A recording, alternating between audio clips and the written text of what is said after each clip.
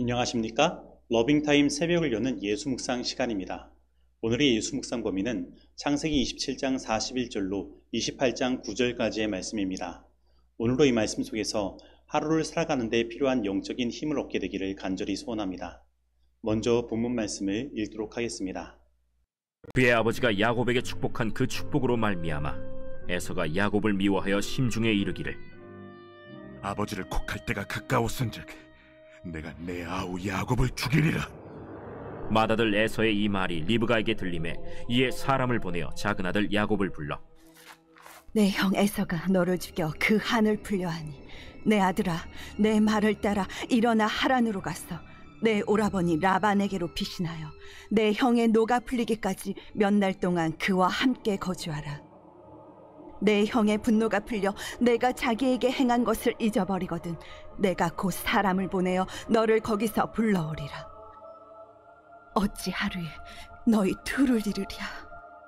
리브가가 이삭에게 이르되, 내가 햇사람의 딸들로 말미암아 내 삶이 싫어졌거늘 야곱이 만일 이 땅의 딸들 곧 그들과 같은 햇사람의 딸들 중에서 아내를 맞이하며 내 삶이 내게 무슨 재미가 있으리까.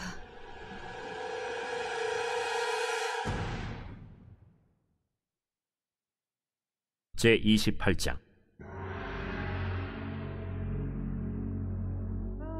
이삭이 야곱을 불러 그에게 축복하고 또 당부하여 이르되, 나는 가나안 사람의 딸들 중에서 아내를 맞이하지 말고 일어나 밧단 아람으로 가서 내 외조부 부두엘의 집에 이르러 거기서 내 외삼촌 라반의 딸 중에서 아내를 맞이하라.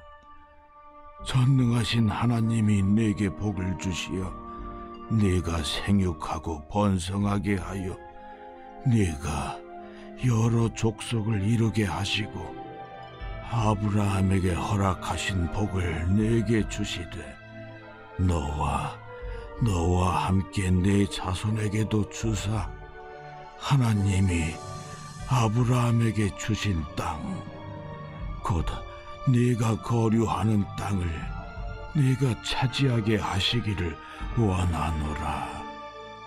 이에 이삭이 야곱을 보내매 그가 밧단 아람으로 가서 라반에게 이르렀으니 라반은 아람 사람 부두엘의 아들이요 야곱과 에서의 어머니 리브가의 오라비더라.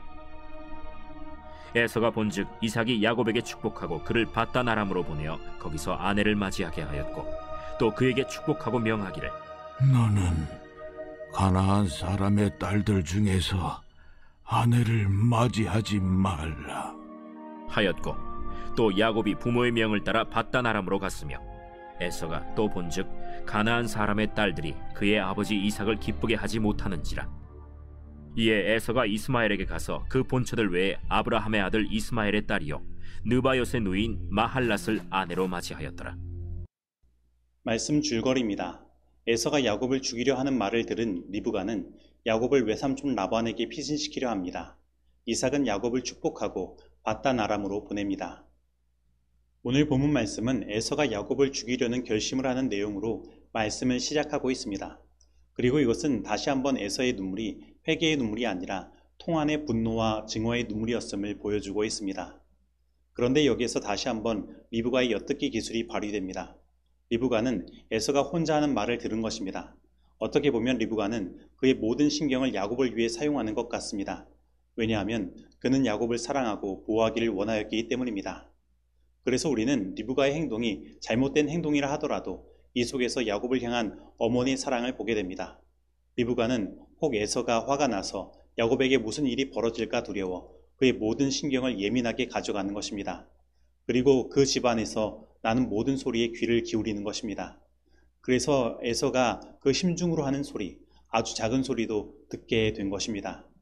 그런데 우리는 여기에서 우리를 구원하시기 위한 예수님의 모습을 보게 됩니다. 예수님은 우리에게 영생의 복을 주시기 위해 자신이 대신 하나님께 저주를 받으셨습니다. 죄로 인하여 일어나는 모든 재앙을 자신이 다 감당하신 것입니다. 마치 리브가가 야곱이 축복을 받게 하기 위해 그 저주를 자신이 다 받겠다고 말한 것과 같이 말입니다. 그리고 우리 예수님은 리브가와 같이 우리 가운데 있는 모든 소리를 들으십니다.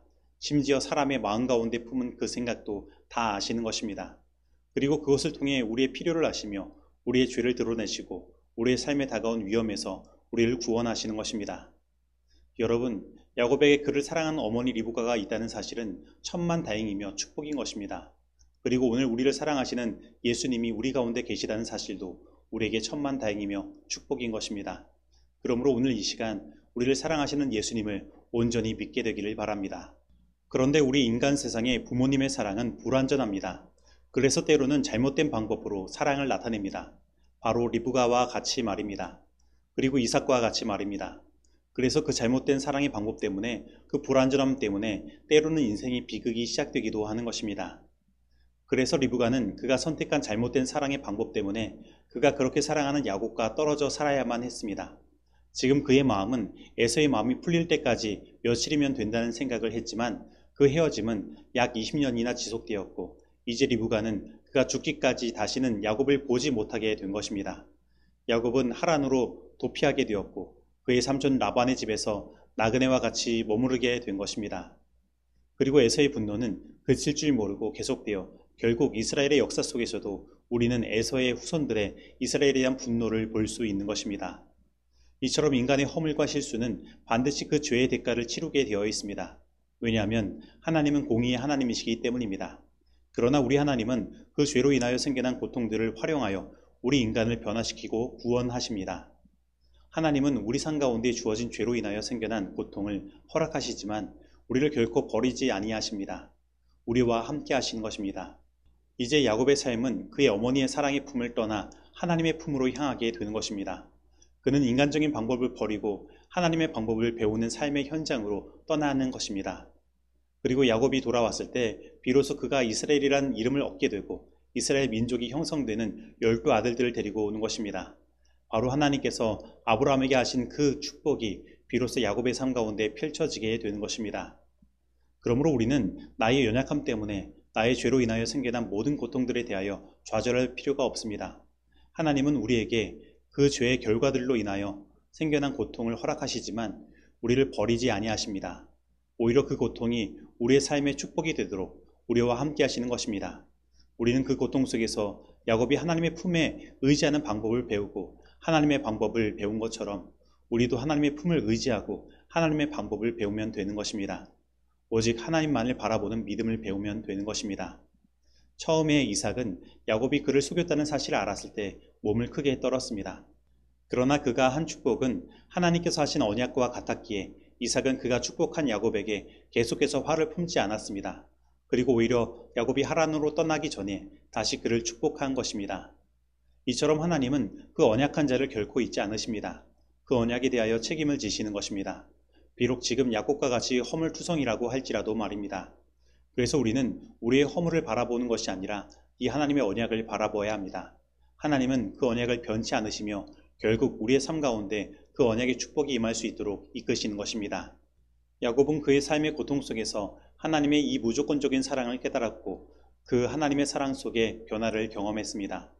그리고 우리도 우리의 삶의 고통의 현장 속에서 우리의 불완전함 속에서 이러한 하나님의 무조건적인 사랑을 경험할 수 있는 것입니다. 하나님께서 그 언약한 자를 잊지 않으시고 구원하시는 그 일들을 경험할 수 있습니다. 그리고 우리는 변화할 수 있는 것입니다. 그러므로 오늘 이 시간 나의 불완전함, 나의 삶 가운데 일어난 나의 잘못된 선택들, 그리고 그로 인하여 생겨난 여러 고통들 때문에 좌절하지 마시기 바랍니다. 하나님은 여전히 우리를 사랑하시고 계십니다. 하나님은 우리를 포기하지 않으시고 우리와 함께 하시는 것입니다. 그리고 하나님은 당신의 그 무한하신 사랑을 통해 우리를 변화시키기를 원하시는 것입니다. 그리고 하나님은 우리 삶이 축복되기를 원하시는 것입니다. 바로 야곱과 같이 말입니다. 주님께서는 길에서 방황하는 자들을 긍휼히 여기사 그들의 자백을 듣고 그들의 회개를 받으시고자 동정과 사랑으로 기다리고 계신다.